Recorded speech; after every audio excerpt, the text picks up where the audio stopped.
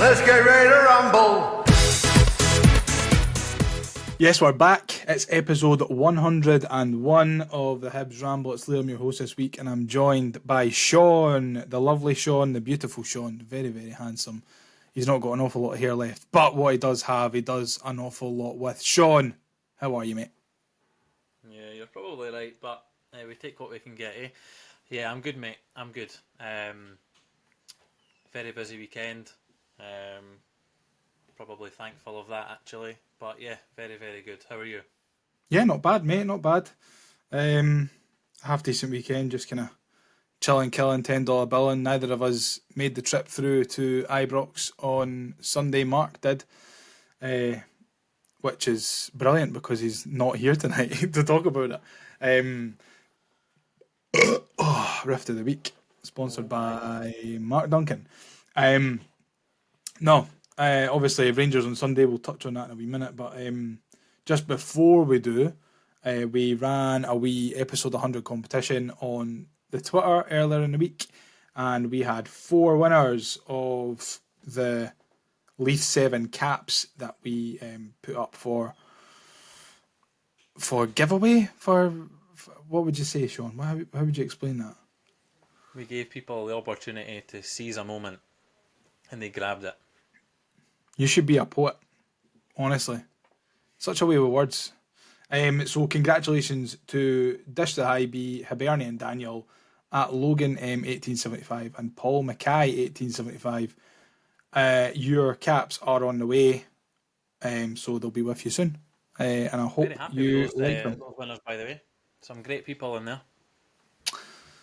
Yeah, well, I think the vast majority of them are Hibs fans, Shaun, so Maybe I should take back what I just said then. I would hope so. Another wee bit of news before we jump into the Rangers game. A big well done. And let me get my my clapping. Where's my clapping sound? Here it is. A big well done to Quan, who got his first call up for the Korean national side. So brilliantly done by Quan. Very well deserved, I think, Shaun. He's been excellent since he came in for Celtic. Yeah, completely agree. It seems to be a common trend that players come to Hibs, they get better, and they get called into their national side. So I think we do use that as a selling point. I've actually heard it in a few interviews before, that we use it as a selling point, that we have a lot of players that progress into their national side after joining the club. So yeah, he's just another one to add to that list, and yeah, long may it continue. Hopefully he plays well and gets some minutes. Yeah, maybe he's going to price us out a little bit come the end of the season. If we ever had a chance of getting him back on a permanent, would be nice, but maybe if he's making consistent career squads, it's going to be pretty difficult. Yeah, I think, listen, he didn't have the greatest of time when he was at St Mirren, but you could see there was flashes of quality there, and you can see in the small amount of games that he's already played for us that there's a player in there. So yeah, Celtic will be looking to cash in more than anything else at the end of the season probably. And I think, you look at Quan, and maybe the role that we all thought that he was going to be brought in to do was be that holding midfielder, that 6, the link between midfield and defence. But I think he's a lot more than that as well. Like he's very capable on the ball. He's got a good forward thinking pass. He's not very good at shooting, mind you. Most of his shots end up over the stand at the back of the goal. But no, listen, I really like Quan, and I'm excited to see the partnership that him and Nectar are going to create in that middle of the park. So you don't know if that kind of maybe spells a wee bit of trouble for Joe Newell or Josh Campbell, some other players who maybe be looking to take those spots. But I think it's their spots for the moment, and they're going to be quite difficult to budge out the first team, Shaun. Yeah, well, David Gray's, spoke very well of both of them when they've played, and you can see there's been a real improvement in that midfield. It is unfortunate that they are, neither of them are permanent, so we're going to find ourselves in another sticky situation come the summer. But that won't matter after we win the Scottish Cup. It'll be great. Yeah, that's true. You got to look at it as well. Like if if they were permanent, then they maybe would have been leaving in the summer anyway. You know, if we Yeah, had they them play that permanently well. in right Yeah. now, then if they played really well this season, then they'd maybe be away in the summer. So you just kind of got to swings and Enjoy them roundabouts, while Sean. they're You know here. what I mean? Yeah. Eh? Yeah, you got to enjoy them. You got to enjoy the lone players while they're here. This is it. But don't, under any circumstances, fall in love with a lone player. We've all done it. We've all been there. But no, Who's yours, it's Liam? not Who's your number one number one lone? falling in love with a lone player. Feel free to exclude Liam Henderson from that. Nah, I know him. Because I think that's too easy, and I don't think he was fantastic at Hibs other than the cup final Other than and winning that free that. kick against St Mirren. Remember that? I At did. Easter Road. I don't know. CG Egan Riley, I liked him, but like, I don't know. I would need to think about it. I would really need to think about it because there's probably been loads. Islam Farouz, maybe. What about you? Who's your lone player that you've fallen in love with? Jamie McLaren, absolutely no Oh questions yeah. needed. Does he count though because he came back? Oh no, he was Well, only back on loan though, yeah, wasn't because he? they were loans, so both of them were Mm. loans. So I remember exactly where I was when I found out about the second loan. So Where yeah, were you? absolutely delighted. Uh, I was in the air with broken ribs on the way back for Tripoli, and I couldn't get excited about it because I felt like I'd lost all the oxygen that were in my lungs because of the broken Brilliant. ribs. And if So you've not heard Sean's broken rib story, tune into episode 100 that we put out last week. Sean, well, I'll let you go back and listen to it because Sean tells it much yeah, better than I ever could. But we'll jump into the Rangers game at the weekend, and now there was a little bit of needle in the build up because of this ticket situation, Sean, and obviously not like Rangers, they're never usually snide towards any club, especially Hibs. So it was a real shock when they were refusing to send the tickets over, which was a bit odd.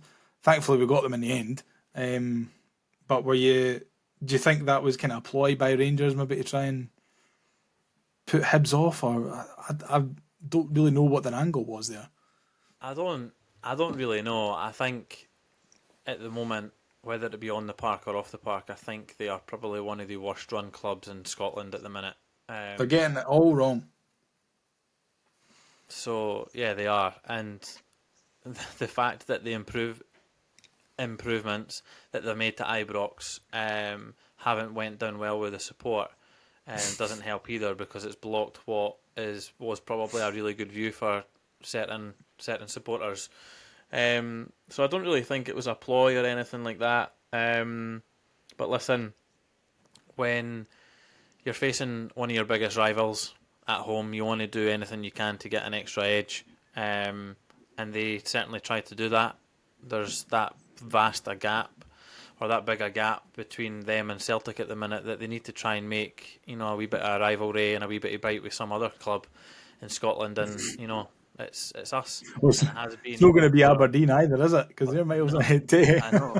So yeah, for a very long time we've had this bit of bite between the fixture. The last couple of years they've obviously been well ahead of us, but that's not stopped there being a bit of tension on and off the park. Yeah, quite right. But yeah, listen, I couldn't really care less about it. We got the tickets in the end.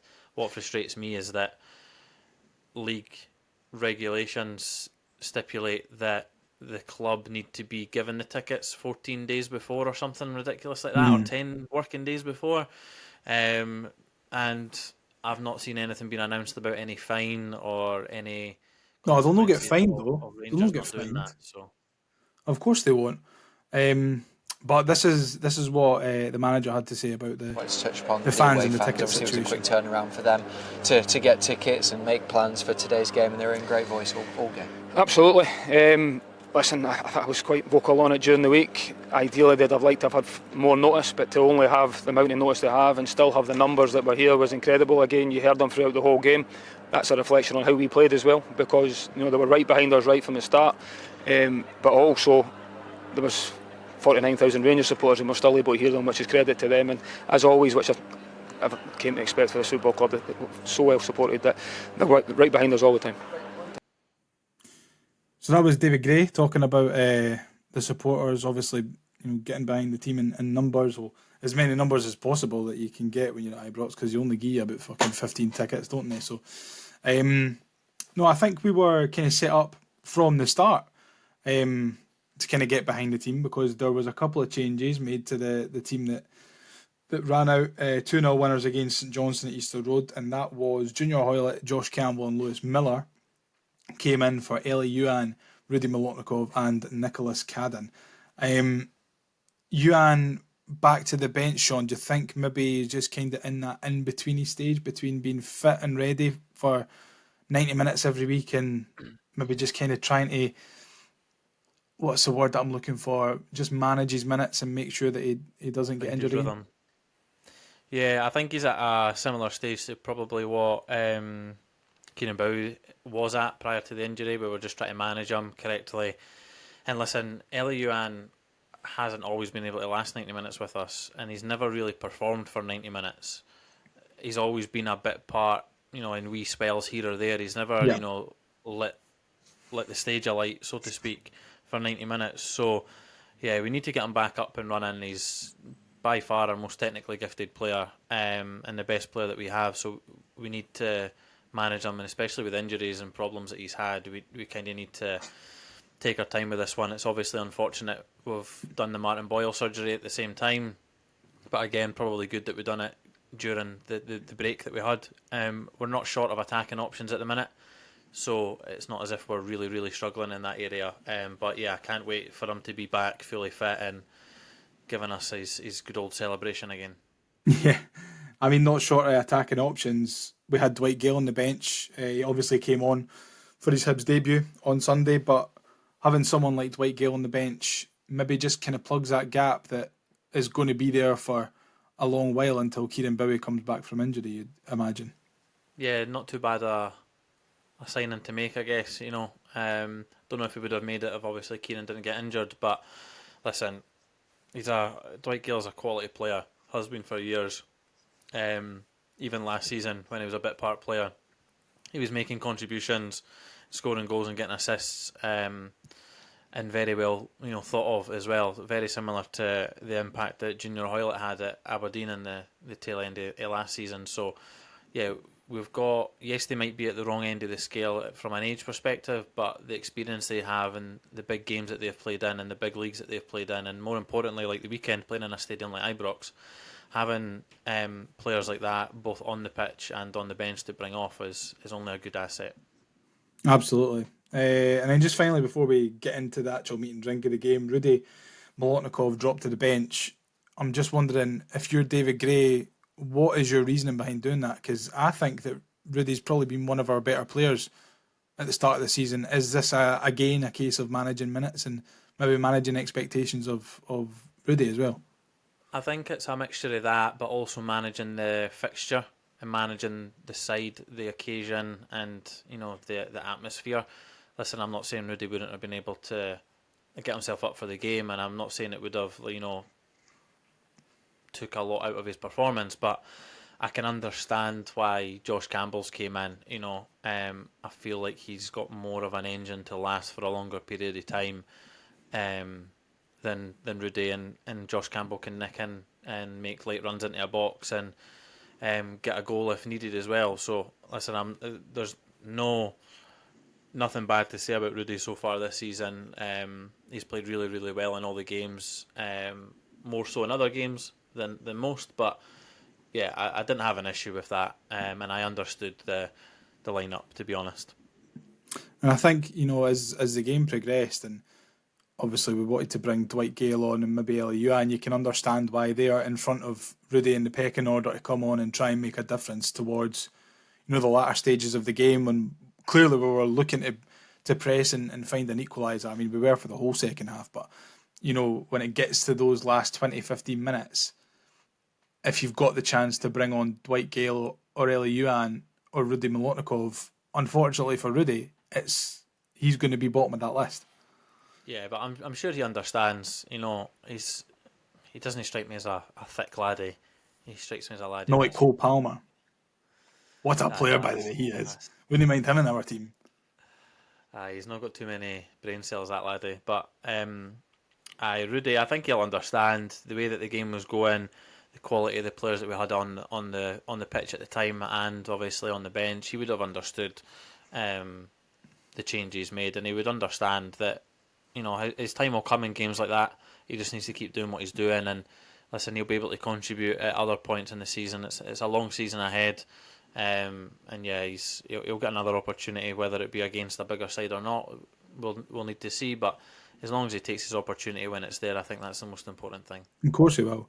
Of course he will. And listen, I think maybe if he had started, the game maybe would have passed him by a little bit in the first half because of the way that we set up, and it was very clear from the off that we set up with two strong banks to kind of stop Rangers from breaking those attacking lines and kind of force them to play those sideways passes.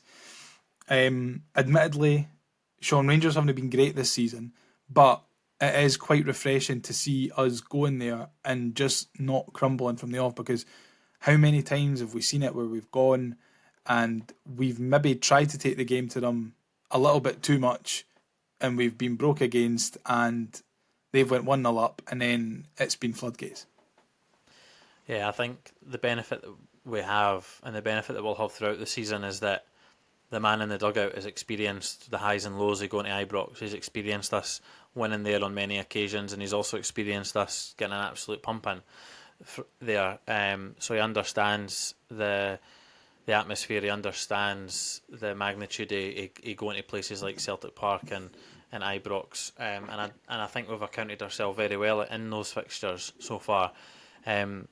Unfortunately, David Gray is obviously learning on the job. I don't think he made any mistakes at the weekend in regards to his subs and when he potentially made them. I understand the subs that he made, and I also understand when he made the subs as well. So whereas you could maybe not say that for the game against Celtic and other games this season. So yeah, listen, full trust in him. I understand the subs, I understand the lineup as well. And yeah, it's just unfortunate that the match panned out the way that it did. Yeah, and I completely agree when you're saying that he's learning on the job, and you can see that there has been an obvious difference, and he did mention that. We'll obviously touch on his other comments in his post-match a little bit later on, but he does mention that that's probably one of the more positive performances, and I'm pretty sure Chris Cadden spoke about it in his post-match too, that although we have went there and we've got beaten 1-0, it wasn't a terrible performance, and I think the absolute least that we deserved from that game was a point. But we did find ourselves 1-0 down, although we had frustrated them for the vast majority of the game up till the goal. Tom Lawrence, it's a wonder strike really, but the build-up play that leads to it is pretty poor. I've got down here, Lewis Miller, really poor, very soft. I say that on Sunday, someone of his size and his physicality, I think he tries to look for fouls and buy fouls far too often and far too easily, and referees have maybe seen through it a wee bit. He goes down dead easy. I think it's maybe McCausland that's going arm to arm with him, who then feeds the ball through to Tom Lawrence. I mean, it's a wonderful strike, and I don't think any keeper in the division is saving it. But Lewis Miller, he's got to do better. Yeah, and listen, I love Lewis a lot, and the attributes that he has are very strong attributes to be a footballer, whether it be right back or right wing or anything like that, or right wing back, sorry. But yeah, he's been frustrating at times, especially recently as well. We've not really seen that strong those strong runs from him up and down the side, the right hand side of the pitch. We've not seen him flying into challenges as much. We've not seen him dominating wingers and things like that as well, rather than what we've seen.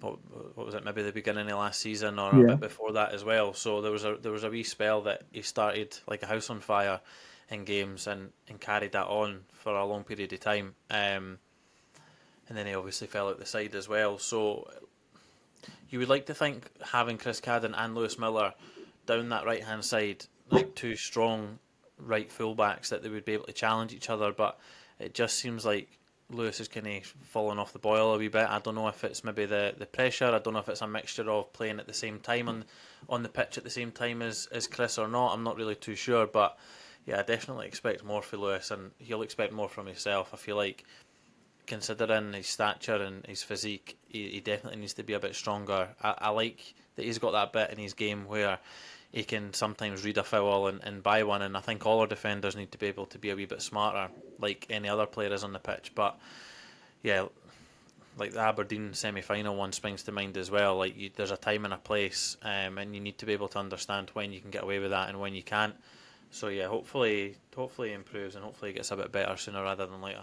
Yeah, I think for me, he just does it far too often, and I think a lot of the time when he doesn't get the fouls, it's very clear that he's.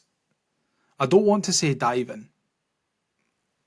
It is diving, but I don't. I don't want to. I don't want to say that. I think it's very clear that he's trying to be too clever, and I think, yeah, I think, like I said earlier on, I think the referees can see right through that, which is unfortunate for him, but he's maybe just got to stop doing it as often. Like, if you get the reputation as a diver, it then becomes the boy who cried wolf, and if you go down, then the referee's only going to give it because they'll think that you've dived subconsciously, whether they tell you that they think that or not. You know what I mean? I mean the goal itself, it's a superb strike, and Bursik, who I thought actually had a fantastic game on Sunday, there's nothing he can do with that, I'm afraid. Really, really good hit. And sometimes, Shaun, you've just got to kind of put your hands up and say, well, fair fucks to you, because, you know, how else, I couldn't see how else they were going to get a goal in that first half unless it was something extra special like that. Yeah, a mixture of obviously us not being alert down that right hand side, like you said, and leaving that gap in the first place. But the actual strike itself, yeah, you're not getting any better than that. You know, the dip on it at the end to take it over Bursik as well as it's curling in. It's one of those aesthetically pleasing goals to see from a home side From a perspective, neutral, yeah. or a neutral. Although people watching Rangers, there's no many neutrals. It's either you're a Rangers fan or you're supporting the other team. So yeah, it was a really good goal to see, aesthetically pleasing. Unfortunate that this obviously happened against us. Unfortunately, it was a Rangers player as well. But yeah, I'm not going to take anything away for the strike itself. Yes, we could have defended better, and yes, we could have done a wee bit more better to understand why he was in that position in regards to shape. But the actual strike itself, you're not saving that. No, with that late dip at the end. I think the way that he manages to get the space is he gets. I think Tom Lawrence gets a little bit lucky as to where he finds himself. After Miller goes down and the ball breaks to Ross McCausland's feet, I think he finds himself into that position that's behind the fullback, and you know the centre halves are too far across into the box because they're not expecting the ball to then be there. I think they're expecting the ball. Continued his run. I think so, yeah, and I don't think After he's the plays expected the broke ball to down, then and come to then him. he's then won it, and then he's obviously found himself in that space. So Yeah, it's unfortunate. We could have done things a wee bit differently, but in regards to the shot, yeah, you're not stopping that. yeah. But I mean, I think the only saving grace for us.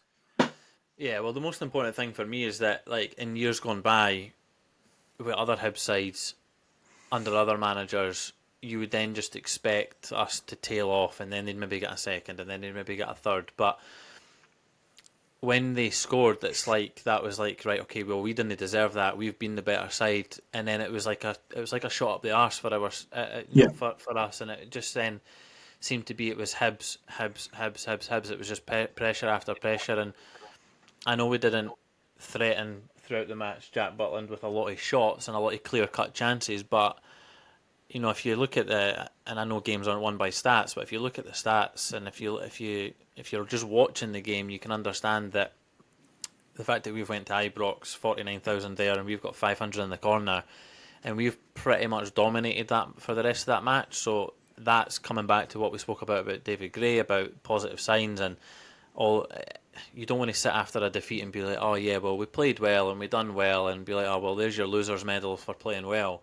Yeah, It doesn't work like that, but there's context to certain matches, and of the course. weekend was certainly one of them. Yeah, no, I absolutely agree, and we did react really positively after that goal, and we did end up going back onto the front foot, and we kind of kept our composure a little bit, like you said. In times gone by, that would be us buckled, and it would be 2-3-4 to Rangers. We've seen it even sometimes in the first half, sometimes at Ibrox. When they've just kind of rolled us over once they've managed to get that first goal. But this is what David Gray had to say about Obviously missed the penalty, a big stage in the rest of game. the reaction. But I thought a reaction even after that was excellent. Got back into the game again. And I think it shows when you look towards the end of the game, I felt like Rangers were hanging on, and that doesn't happen very often here. So that's credit to everyone involved, the effort they put in. We just need to be a wee bit more clinical with these chances. Coming here and having, I think it was 18 shots or something. So, the least we deserved was at least a point. But I do honestly believe if we'd got that goal, we'd have went on and won the game. By the way, do you think, Hibs bias aside, that David Gray is one of the best bald people that you've ever seen in your life? Probably, I think so. Yeah. Is there many more that you can think of? I don't think there is. Yeah. Well, you look at, even just other bald managers. Arnie Slot, he looks like a fucking troll, doesn't he? Isn't he a handsome man, is he? Just in the opposite dugout. Eric Ten Hag. Philip Clement looks like, and this is going to be such a niche reference, right? But have you ever seen that film Gerald's Game?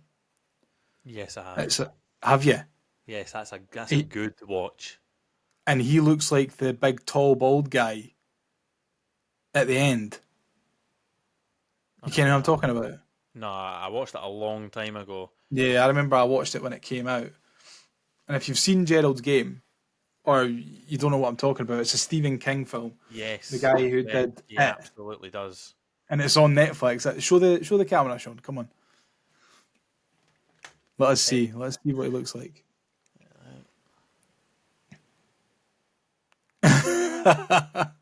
That's some shout, eh? It's a good watch, by the way. I know that's not Hibs related or anything, but Gerald's Game It is a good watch. Stephen King related, so it's obviously a very, very good one. Highly recommend it. This is my 10 out of theory. 10, but it's good. This is my theory, right?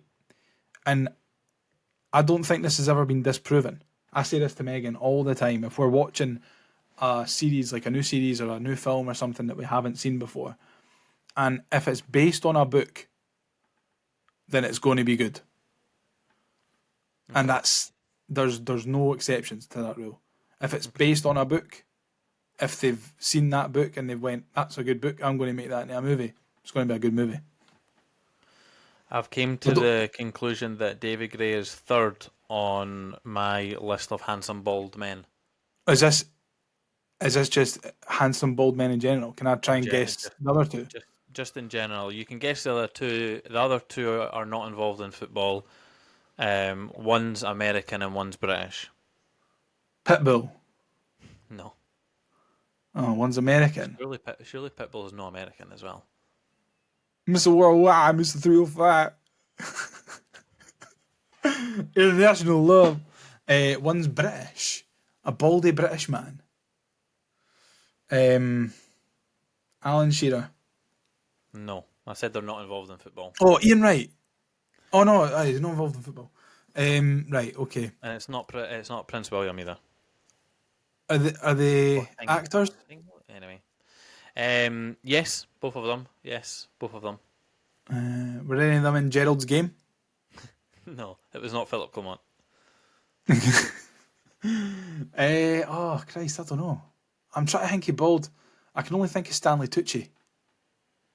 Famously, the British one used to actually be a diver, and famously, the American one used to be a wrestler. Which, by the way, completely off topic, the Mr. McMahon documentary on Netflix, that is a watch. I've not started watching it yet, but I've heard it's really good. Tremendous watch. Is it good? Yeah. Bald wrestler, I can only think of Big Show. Or Batista. It's not him either. Handsome. Oh, Batista is an actor now. Right, you're going to need to put me out my misery here. Dwayne The Rock Johnson. Oh, fuck it, right enough, eh? And Jason Statham. followed by David Gray. Gray pips Statham for me. That's a good list. That's a good top 3. Gray pips Statham, but still ends up in third behind The Rock and Pitbull. Right, anyway, we'll talk about the second half of the Hibs game. Actually, no, not the second half. We need to talk about the fucking penalty. Obviously, towards the end of the first half. Eh? Fortunately or unfortunately. That penalty. Yeah, we absolutely do. I mean, I've got down here the Triantis book, and I think we can maybe go for a yes or no. Shaun, yes or no, should that be a foul? No. Should that be a yellow card? Naturally, no. I understand in the current game why it's been given as a foul, but I definitely... And I also understand why it's been given as a yellow card. But should it be? It just shouldn't. No. Ken, what that is? Hashtag game's gone. Hashtag woke game's football. gone. Yep. It's absolute woke, lefty, liberal bullshit. Bring back... That's just stop oil football. That's where we've got to in today's game. Disgusting. Can't he be getting yellow cards for winning the ball? Not even had his studs up, Shaun. But, right, penalty. Big Mick heads the ball down and gets the shot away, and John Souttar chucks his arm up in the air. It's a clear penalty every single day of the week. IMO, it's also a red card. I think John Souttar should have walked for it. And that's okay to disagree, but just know, Shaun, that I think you're absolutely wrong. For me, it's a penalty. It's a red card. He's denied a clear goal scoring opportunity, and he's cheated. Like he's cheated. Yeah, he's fucking 5 yards out. And the main thing for me is that he's cheated. He's broke the rules to cheat. It's not like a bad tackle where you could go, oh well, it's a bad tackle. It's a poor challenge. He's thrown his arm up in the air to block the ball from going in the net. Think about Luis Suarez against Ghana in the World Cup 2010. It's not the same. It's exactly the same. It's exactly, and it's a fucking disgrace. Different set of rules. He didn't even get booked for it. He didn't even get booked for it. Yes, 100% it's a penalty. For me, it's not a red card though, and the reason for that is purely because Jack Butland is right in front of John Souttar. So the shot itself gives the goalkeeper an opportunity to be in a position to be able to save it. Now, if Jack Butland is at the other end of the goal and Myko's at the other end and they're at opposite ends and John Souttar does that, then yes, I would agree with you, because then there is not an opportunity and it is out with the realms of possibility that Jack Butland can save it. Unfortunately, the rules dictate that when, in layman's terms, if the goalkeeper has an opportunity to be able to save it and is within the realms of possibility, then therefore it wouldn't be a red card, but it would still be a penalty. So, whether you think you're right or whether I think I'm right, it doesn't matter. I'm right. But yeah, that's the way I look at it. Obviously, I would want him sent off. Obviously, I would. But by the letter of the law, Yes. and the understanding of the current rule set in soccer, that is not a red card, unfortunately. Is it one of these ones that if it happens up the other end of the park, you're fuming that it's given? Because given, no, because I think Johnson because moves his hand towards the ball. Yeah. See, this is kind of where it gets a little bit difficult, because I'm going to sound like fucking blue tinted specs on here, but yes, he moves his arm up towards the ball. Yes, it's a penalty every day of the week. Did you see what, like, I'm going to come on to why in a minute, but like Philippe Clement in his like post-match presser, and he was like flinging his legs about, and he was like, well, obviously your arm comes up like that. I think he's maybe stretching a wee bit, but how much of that do you think John Souttar is actually thought about doing? I'm going to put my arm up like this because the ball's a yard and a half away from him, and it's getting fired at him by Kukarevich. I mean, he's not really fired though.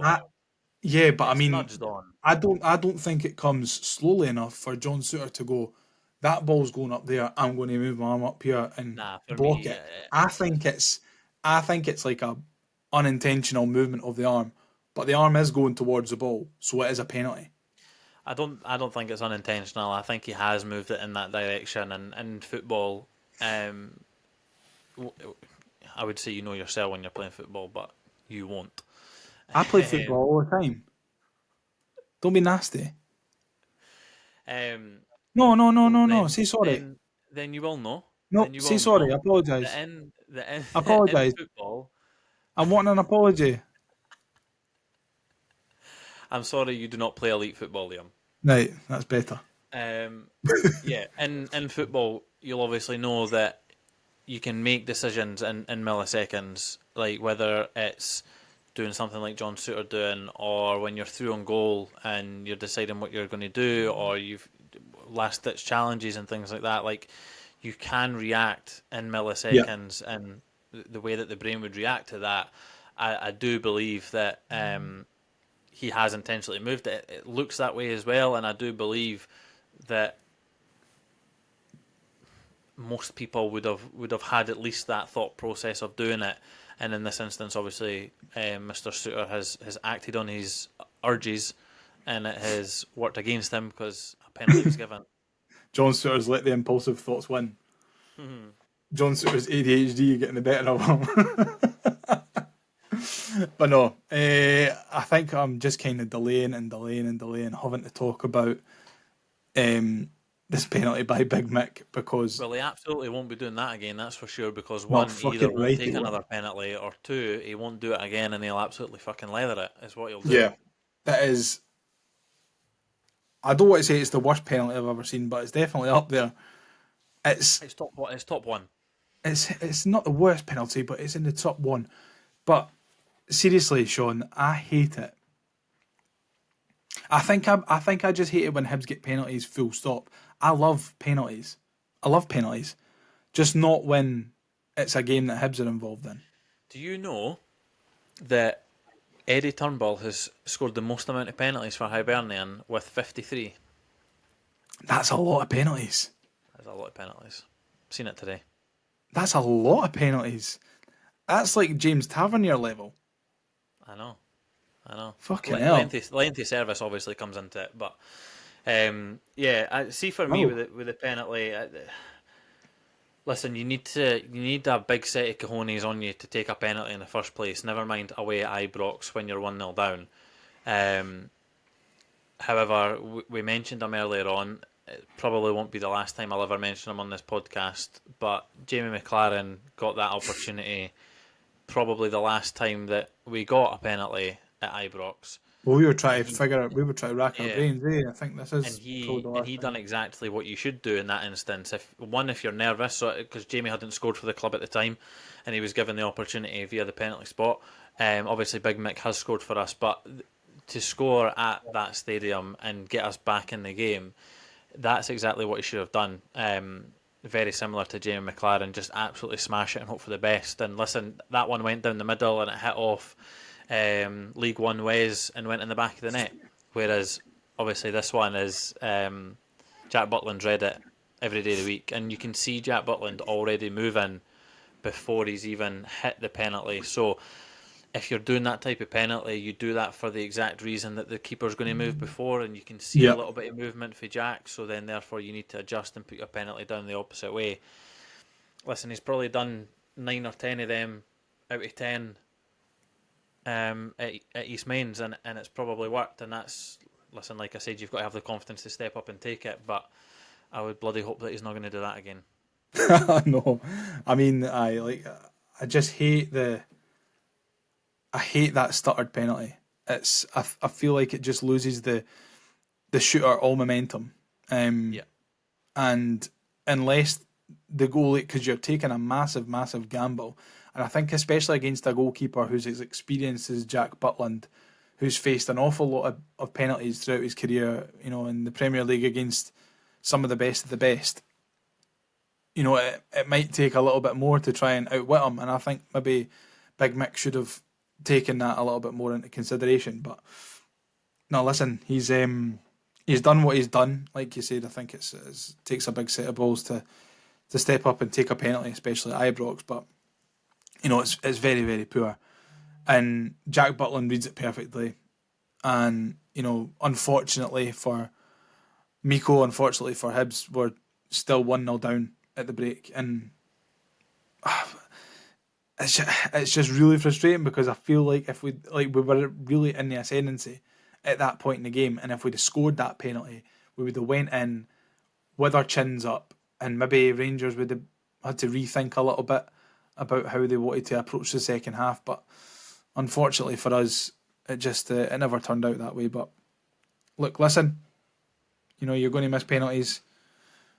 I'd rather he missed a penalty away at Ibrox than against Hearts, to be honest. I agree. I don't know. I agree. But listen, we'll move on to the second half, and we'll kind of gloss over this pretty quickly because there wasn't many things that happened in this half. We had an awful lot of the ball, and we pressured them well.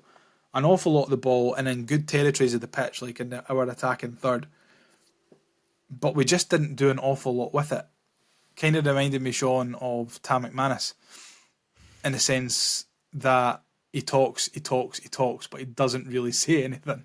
I was really, really wondering where you were going with that. Really concerned as well, because I was like, there wasn't anyone that was playing at the weekend that reminds me of that. But, see, for me, I know it doesn't take a lot to have James Tavernier in your back pocket, but I was very impressed with Senior Hoylett at the weekend as well. I think it was a very good performance from him. And I tell you what, it wasn't he. He was not Junior Toilet at the weekend. He was Junior. He certainly was not. He was Junior pretty good. That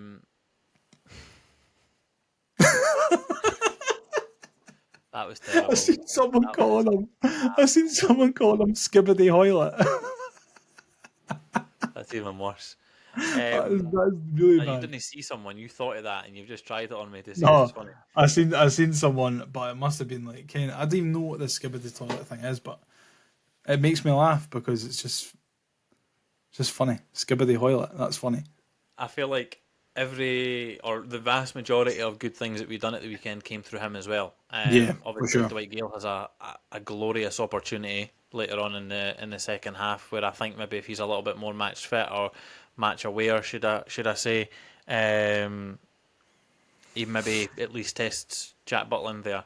But yeah, we done a lot without doing a lot, if that makes sense. We dominated, we performed well considering the occasion and where we were, and we were on the front foot. What kind of fruit? I said foot, you numpty. Nah, you said front fruit. We're Absolutely. going to need the VAR. We're going to need the VAR Get check the here. VAR out for that one. Front fruit. I mess up a lot of my words in this podcast, but I said foot there. I don't know about that. Like. Yeah, we were on the front the front foot. And that's probably what I enjoyed the most, the fact that we went to Ibrox and we weren't afraid to sit back and hope for the best. Yeah, listen, it's one thing doing it away at Ibrox, and it's another challenge doing it at home to Motherwell, like we've got at the weekend. We won't be able to play the same. We'll have to obviously adapt to Motherwell's strengths as well, and that will be difficult in its own right. But to go there and perform the way that they did, lots of positives, and considering we're that early in David Gray's tenure, there was lots of positives to take. Like I said, certainly a lot of positives to take. Senior Hoylett playing well as well, more minutes in the legs for the two midfielders, and the fact that we've done that without Joe Newell and Martin Boyle as well says a lot about where we are, which is good. Definitely. Just to touch on Dwight Gale again, I thought that he looked really very lively when he came on. For someone of his vintage, it looked like he was eager and able to get about as well as he ever has. I'm fucking messing my words up now, Shaun. You've given me the bug. But no, I think definitely it's going to give us a different dynamic having Dwight in the door compared to Big Mick, and I think it'll maybe even work out as a nice partnership. The famous old tall and small, Crouch and Defoe sort of a partnership that, I mean, you never know. David Gray, I don't think, particularly likes playing with two strikers up front, but there might be some games where it makes a little bit more sense to start with two strikers up front, or change to two strikers up front. You never know. That might happen throughout the season if we go a goal down or 2 goals down and we need to chase a game. Listen, there will be points in Absolutely. the season where we'll need to have 2 or 3 strikers on the pitch, so we need to be able to adapt to that. For sure. And I think just looking at Dwight Gale's physicality, and he's still quite quick over those 5, 10, 15 yards. He might then be deployed, coming towards the end of the games, if he's getting 15, 20 minutes, he might be deployed out in the wings. I think he's still got that pace. I'm not too sure if he played out in the wings for Newcastle or Palace at all. Someone might be able to shed a wee bit of light. But just before we wrap up and jump into David Gray's last comment that we've got, Joseph Bursic, I thought, had a fantastic game, and there's one point in particular that I want to highlight, and that is his absolute wonder save, which kind of, for as poor as Myko's penalty was, that is a complete and utter polar opposite. That is an absolutely exquisite save. Yeah, completely agree. We were talking off air about where that maybe lies in regards to, certainly in recent history, Hibs saves. And prior to you forking out the ones that you said, I could only think of one that sprung to mind, and that would be Adam Bogdan's away at Tripoli in Europe. You obviously mentioned a couple of Ophir Marciano's ones that were like a couple of yards out and were just reaction saves as well. But that save there is certainly up there for me as one of the best goalkeeping Hibs saves. It's the way that he's already fallen back into the net, and Dessers has headed it towards him, so his momentum is taking him going back the other way, and he's flung his arms out to reach the line, and he's managed to get the ball away and not even just keep it out the net, but get it away from then more immediate danger. Yeah. It's absolutely incredible, and it's the kind of save excuse me, that I know. It's the kind of save that we've seen goalkeepers make against us for years and years and years. So it's just finally nice to see someone that's got a Hibs badge on their chest make a kind of save like that. But no, Joseph Bursic, I think he's grown with confidence, Shaun, every single week, and you can maybe see that on Sunday. I feel like he had a really, really good game, and here's hoping that there's plenty more of them to come. But again, at the end of the season, he's another one who's going to go back to his parent club. So we might be in a bit of a sticky spot, goalkeeping wise, come the end of the year. But I suppose that's a conversation for another day. But just before we move on to talking about the Motherwell game, this is what David Gray had to say about taking positives from the Rangers game. I was going to say, how much encouragement can the players, once the result has kind of settled down, how much can they take out of this performance? Definitely, that's what I've just said there. That was a message to the players after the game, is that's the minimum requirement now, and the standards set as a group. When you think about the games we've lost previously this season, and the way that one went today, there's been a massive increase in performance level, effort level, everything involved. I think, as I say, we don't get carried away with that at all, because we still lost the game. There'll be many things we can improve on, and we'll get back to the grass tomorrow and work on that. But I do think there's a lot more positives to take from the game, which is great. Completely agree with the gaffer there, saying that there's positives to take, and we've spoke about it all throughout the pod so far this evening, that it's probably been one of our better performances this season, even though we were on the wrong end of a defeat. But holy shit, Ken, who is on the wrong end of a defeat as we're recording this? I looked at the score about 5 minutes ago and it was 3-1. It's Dortmund 5, Celtic 1. That is absolutely incredible. Not like Celtic to let the side down in Europe, eh? Ridiculous, absolutely. Well, if Celtic ridiculous. letting us down tonight, and then we'll have Hearts letting us down on Thursday. Arsenal are winning at least, though, Shaun. They certainly are. They're beating PSG 2-0. Havertz 60 million down the drain again. Thing is, PSG isn't as sexy a win anymore now that they don't have Mbappe. Funny old side. Honestly, who would have thought that we would have been sat here talking about Champions League football, on the Hibs Ramble podcast? Maybe one day. Maybe one day. Maybe one day. Well, listen, from the dizzying heights of Champions League back to the down to earth on Saturday. We're back at Easter Road, Shaun, against Motherwell. And I think David Gray maybe has a little bit of a selection headache when it comes to picking his team again, because obviously Rudy Molotnikov, Eli Yuan, Dwight Gale, all available. I wonder if he will make any changes from the team that started at Ibrox. Yeah, I think he will. Listen, I understand the changes that he made when you're going away to Rangers, so I think there will be a slight adjustment in the starting 11 come the weekend there as well. Obviously Motherwell are in relatively good form as well, and are obviously sitting above us and 10 points and fourth in the league. So yeah, they'll be a tough test in their own right. Lennon Miller's obviously doing absolutely tremendous for them at the minute. It's an absolute travesty that he's not been called up for Scotland squad, by the way. Maybe if he played for Celtic or Rangers, he Yeah. maybe would, but you know how it works. He'll get his call up at some point. Very, very good player, and he'll move on. So yeah, that's a very, very tough test, but we're kind of coming into our own at the minute, and obviously we've got this wee runny fixtures at the minute. Yeah, I know we play Hearts, and yeah, I know we play Aberdeen in it, but both those games are at home.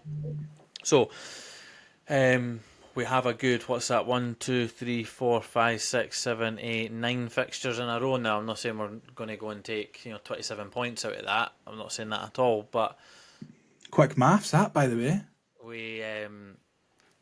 We've got the opportunity to go and lay a marker down in some of these games. Sorry, I can see my camera's just went out of focus. Probably talking about Celtic.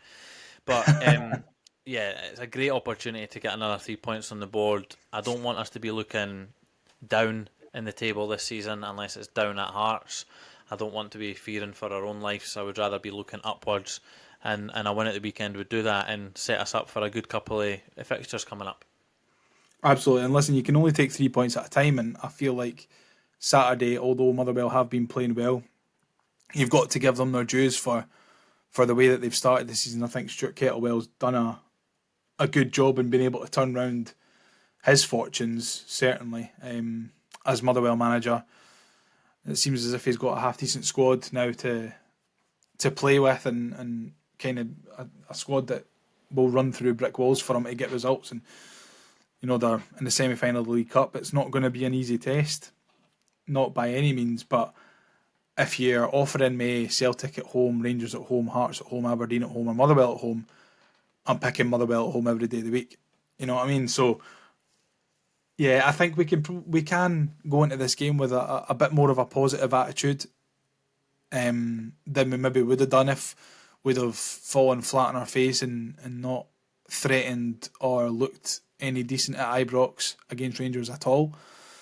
But because we've got those positives to take, and I feel like David Gray will probably be working on them and building on them in the week leading up to the game, then it's going to set us up hopefully for a good performance, and fingers crossed for a good result. And like you said, we don't play Hearts until 27th of October. By then they might only have a handful of points, and we don't play the Dons until 26th of November, and then we don't play an Old Firm team until the start of December, which is Celtic away, right? So like you said, it's a massive, massive opportunity for us to get a string of results together and pick up 3 points here and there and kind of shoot ourselves up that table. Because although it's only the start of the season, like we found out last year, if you fall flat on your face at the start, then it can be very, very difficult to make those points up towards the end of the year, Shaun. Yeah, I think it can be quite difficult to get a wee bit of momentum going. And listen, we could have potentially been worried of that actually happening to us, but thankfully we got the win the other week there. If you just look at the other side of the city, you're a sick fool if you are enjoying their downfall. But listen, they're struggling at the minute, and long may that continue. But you can just see, like, when things aren't going right, and we've experienced it season after season, it's one thing after another when you just can't string get a run of results going. And listen, we have an opportunity for the next 9 games to maybe put 3 or 4 wins together, or a couple of draws in there, and hopefully come out of these 9 games not losing one. I'm not saying that will happen, but it's a great opportunity to do so and set us up right going into a very, very tough, busy winter period. Yeah, absolutely. And it's always pretty tough when you come across the Christmas period. It seems like we've always got Aberdeen, Celtic, Rangers, Hearts all in very close proximity to each other, sprinkling a couple of long distance away trips as well. So I think like you said, the more points that we can build up before we get to that period, the better.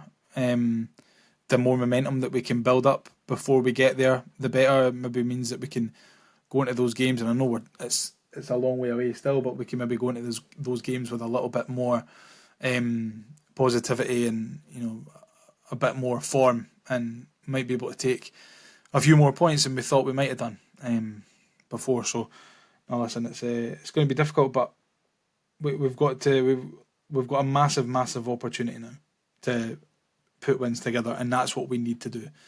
And without talking about Hearts or where they are in the table, like, the fact of the matter is, it's funny that they're bottom, and it's funny that they've not won yet. But we've only won once, and we've got like two more points in them. So it's not, or 3 more points, something like that.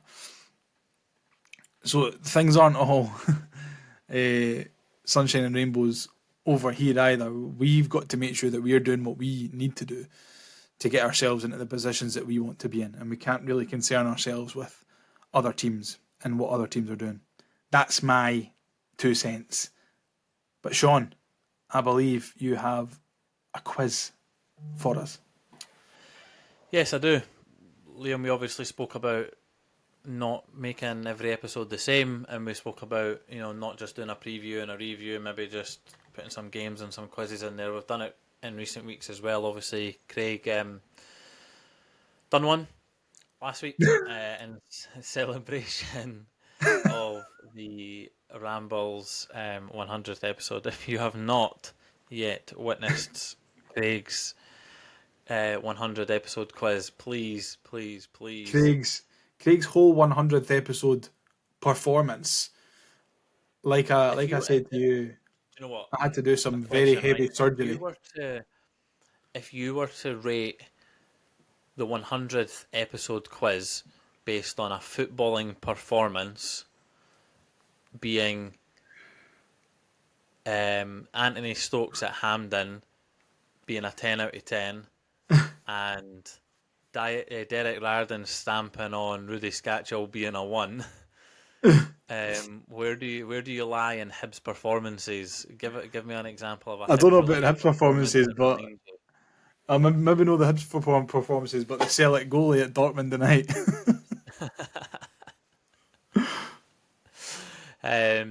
So we're going to do a Hibs related quiz. Obviously, the Ramble entered the 100 club last week. Last week's quiz was all around Ramble related content over the 100 episodes. This one, I've got 5 questions for Liam, a couple of extra points in there if he can get some extra info in it. Had to adjust the quiz based on the participant and not participants. So they had to make it harder. Of course, yes, of course, Liam. I made it harder for yourself, of course. Yeah, don't be nasty again. You've already called me no good at football. I'm not being nasty. I literally just said I had to make it harder for you. That was the words that came out of my mouth. Right, aye, they are, aye. So we've got 5 questions. Play along at home. Let us know how you got on, and hopefully you beat Liam. So they're all relating to things that are Hibs 100 related, whether it be players, events, goal scorers, whatever, right? Question 1. Derek Riordan is one of the few players in recent history that have hit over the 100 goal mark for Hibernian. How many goals in total did he score for Hibernian? Can I get a range? Like, Yeah, well, he's in the 100 club. no, but I mean, like, yeah. But I mean, like, if I get within like 2 or 3, are you going to be like, good job, well done, half a point? Yeah, yeah. Well, maybe not half a point, but I'll certainly give There's you a a number good job, that's thumbs up, well done. shouting out to me because Shaun, I don't think he's got many more than 100. Okay. Oh, that reaction's not filling What me is with that? confidence. What is that? What is the number that's sticking out to you? 106. Interesting. Is that right? No, Am I close? 104. Derek Brown scored Oh, 104 goals for Hibernian. His first one was a free kick, in true Riordan fashion, at home to Livy, and his last one was Aberdeen in a 3-1 defeat. I wasn't going to ask you those questions because I knew you would never yeah, I don't think I know would have either got of either them. of them. Who in the most? Sorry, who in the? How You am I going to word fucked it this? tonight, by the way, Yeah. you're talking. Who was the most recent Hibernian player to hit the 100 appearance mark? I think it's Bonus Joe point. Newell. Bonus point if you know the game and score. Fuck. I'm going to say Joe Newell, and the end of last season, I'll just say it was like the game against Motherwell at home. What was the score? 3-0 or something. I'll give you the game and the score as a point, but the player is wrong. So I'll give Was you it the that? Was it that opportunity. game? So the game for the player in question. So you got the player wrong, but you have their Right, game hold on. Let me correct. think then. So in the Motherwell 3-0 match, there was a Hibs player that reached the 100 appearance mark at that game. They were And the it's not last player to enter the 100 appearance club for Hibernian. right. Let Who me was it? think about this. It's Yeah, obviously not. because your Joe Newell shout is way off.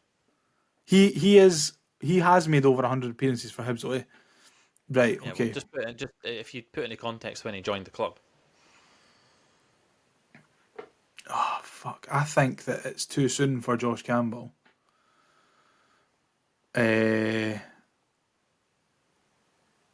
Oh Jesus! I can't even mind who played that night. It's definitely not Lewis Stevenson or Paul Hanlon. It's not Marshall. I feel like maybe it is Josh Campbell. Is it Josh Campbell? No, Josh Campbell was already in the 100 club, and Oh, he entered the 100 club the month before this player. The player that you're looking for, Liam, Yeah. is your good friend, Christopher Cadden. Really? Yeah, I should have got that. yeah, you should have got that. I'm sorry, Cads. I'm sorry, mate. That's exactly why I included it in for you. So I'll give you 1 point. Bad for me, by the way. I thought he would have been miles Well, in it because couple he injuries, joined in remember? COVID season. Couple Injuries are injuries. written off, eh? So we're 2 questions in, 3 points available, and you've got one. And you've probably got the hardest one at the lot, which Most is the difficult game one. the game and the score. Another player with over 100 appearances for the club, and played in that match was Martin Boyle, Fuck, and he him as scored in well. that game. At home to Motherwell. But I Yep. want to know from you, when did we sign him permanently? The date No, obviously not the or the date. season. This season. So he was on loan. I think it was 15-16 we signed him perm. Correct. Yeah. Correct. I only asked that question in case you didn't know he was on loan or you got the dates mixed up or whatever. So yeah, you're No, right. I know, I know, I know June. my stuff, man. Aye, all right.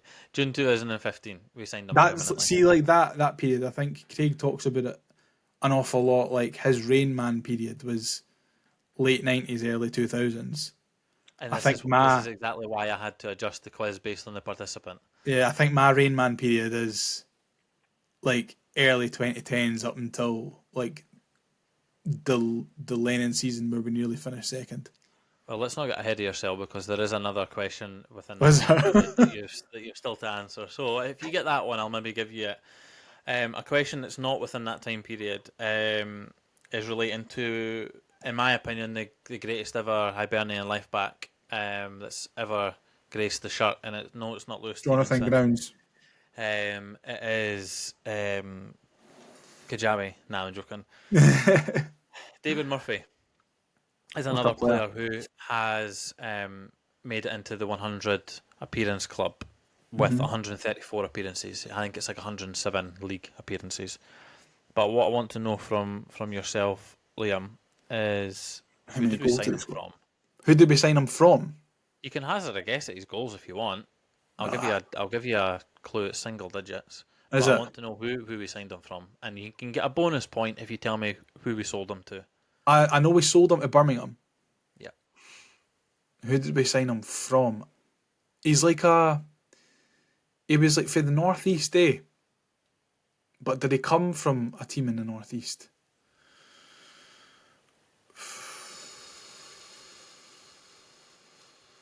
I don't know. I don't think we would have got him from a Newcastle or a Sunderland. Am I miles off of the North East shout? I'm not telling you. Oh, come on, give me a wee clue. No. Greatest ever left Hibs fullback. You should know where we signed him from. I know, but where we signed them from was... That's not my Rain Man period. I know. Why? There's... Oh, fucking hell. It's either... I've got 3 teams. It's either Carlisle, Hartlepool, or Charlton. Okay. Are you going to go with one of them? I'm going to go Carlisle. Okay, because you're wrong. Oh. I don't know if you'd class this as North East. I probably would. We signed him from Middlesbrough. Yeah, I suppose it's North East. So I wasn't miles off of the North East shout. No, you certainly were not. And he scored 7 goals for the club. I would have said 8. Old for him as well. Okay, so That was moving on to that your goal in the semi-final against St Johnstone at Tynecastle. Yeah. So moving on to your apparent Rain Man period. Just I'll need to put all the Ken Allen for the Hangover when he's got all the numbers when he's counting the cards. Alan Stubbs famously left the club after managing us for exactly 100 games. Yes. The last one obviously being the Scottish Cup final. But what I want to know from you, Liam, his first league match, who was it against? Bonus Livingston. point if you can get the Livingston score and Mark Oxley scorers. scored. Mark Oxley and Farid El Alagoui, and it was against Livingston. There you go. Well done. I can't remember if it was 2-0 or 2-1, but I remember Mark Oxley being our top goal scorer for a week, which was incredible. Mark Oxley made it 2-0 and it finished 2-1. I remember being at that game, and Mark Oxley had the ball in his hand, and I'd looked down at my phone, and I heard everyone going, "Ah!" And I was like, "Where's the ball?" And then it was in the back of the net. But I think it was Jordan Forster who was playing at centre half that day, and I seen him celebrating. And now, listen, I'm not a big fan of Jordan Forster, so I was like, oh, for fuck's sake, he's scored. And my dad was like, no, it was a goalie. Fucking goalie scored. Was that not his debut as well? Like his his league debut? League debut, yeah, but I can't remember if he played in the Challenge Cup against the Rangers that we got. Oh beat 2-1. yeah, Danny Handlin scored that night. Remember, we got beat 6-2. Yeah, he did. No, 2-1. When did we get beat 6-2 after Rangers? The following season. Did Danny Handlin score that game or not? I think Sam Stanton did. I told you it was my Rain Man period. Although that's a pretty easy one. Like I think everyone remembers that Oxley goal. I remember the goal, but you wouldn't necessarily remember it as Alan Stubbs' first game. Yeah, I just remember it because it was that absolutely stinking strip. Yeah, it was. It goes down in one of the worst. That's probably the worst strip, eh? The worst home strip that we've ever had. Yeah, the 2 Nike ones around that period and the Puma one where we got beat 5-1 in the final for me. That probably those the Nike one with the dark green with the no white sleeves, the white shorts and black socks. Looked like PE kit for like the fucking 40s. And then the red Marathon Bet sponsor. It was an absolute all-timer. I don't know who signed off on that, but I think they were drunk at the time. Disgusting. Ken, what? It wouldn't happen if you and me were in charge of the strips, by the way. It wouldn't. So if anyone involved at the club are listening, get us involved.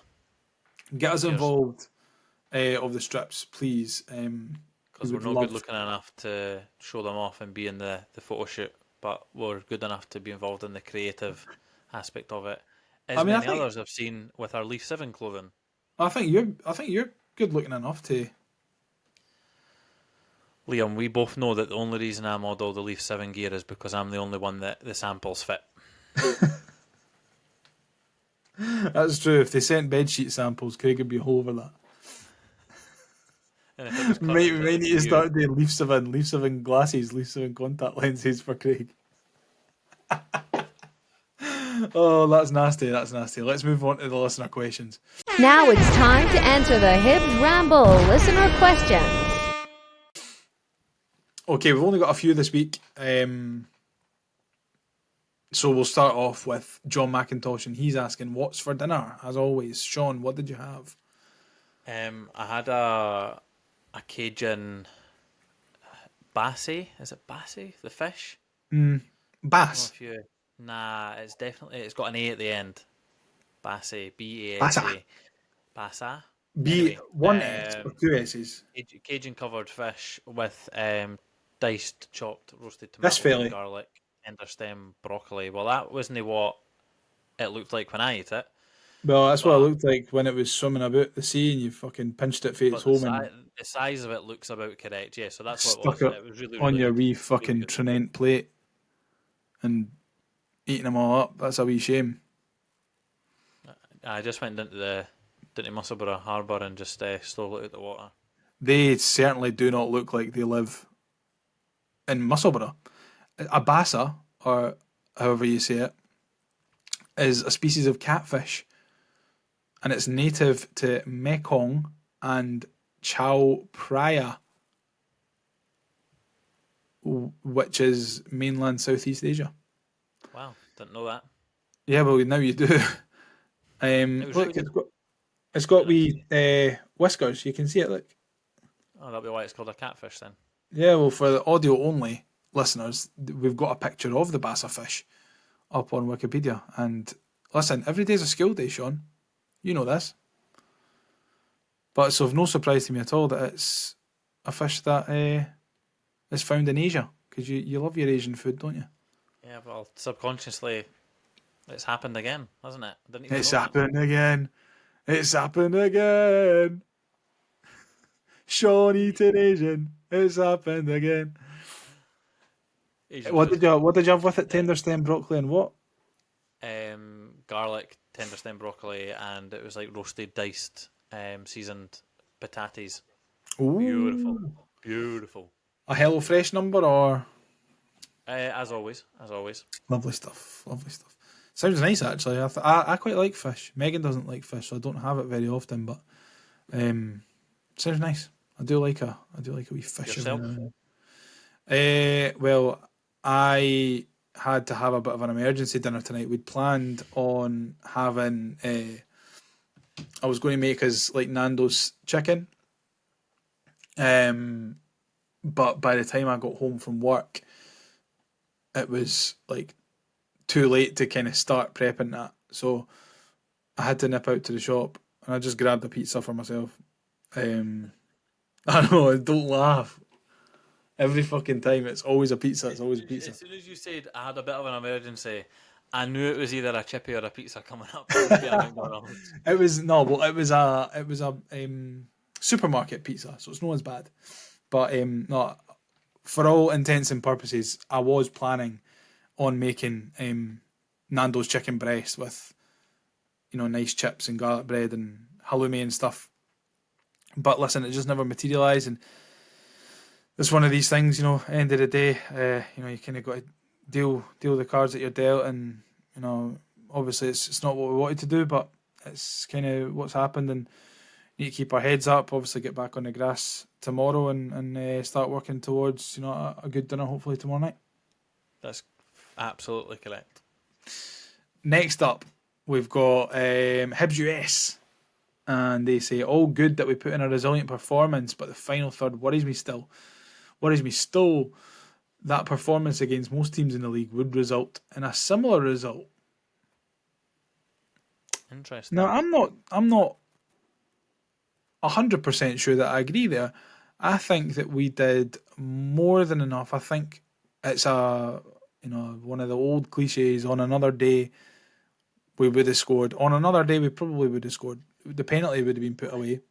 Probably don't agree with that though, because like I said earlier on, there wasn't enough clear-cut chances. And yes, it's all fine and well saying if we perform like that against Motherwell, we'll trounce them, but that's not necessarily the case. I don't think in particular we'll trounce them, but I think we will score a goal.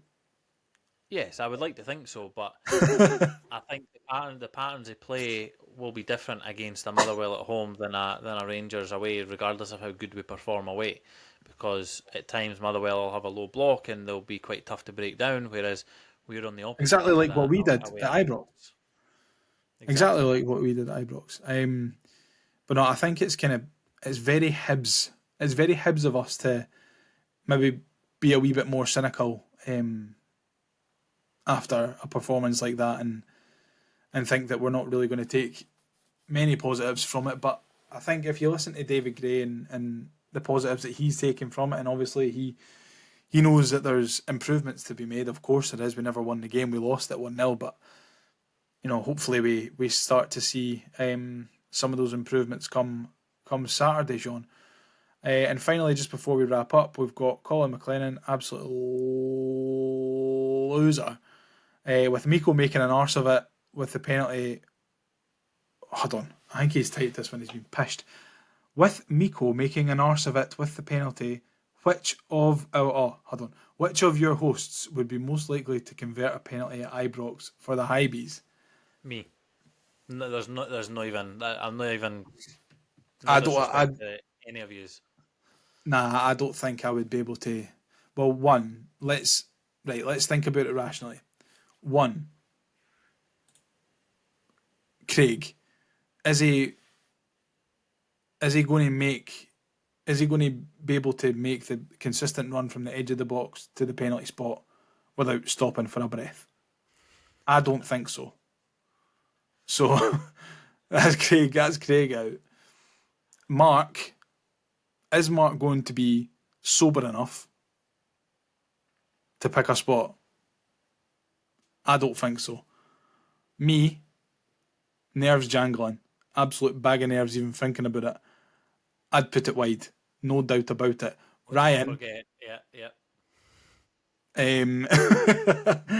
Ryan would be too busy doing fucking shoveling shit for his community service.